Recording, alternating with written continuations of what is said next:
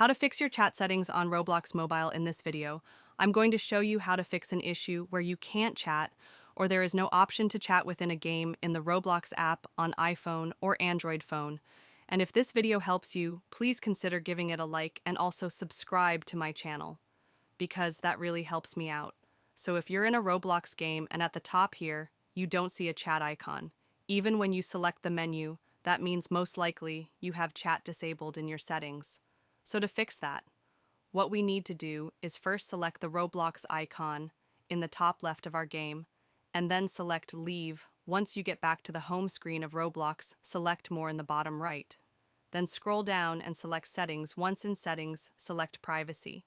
And then in Privacy, we want to select Communication. Once in Communication, select Experience Chat.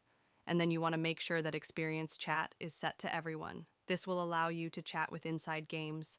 Additionally, you can turn on direct chat below right, so that's how you fix chat not working in Roblox, generated with https://com.ai.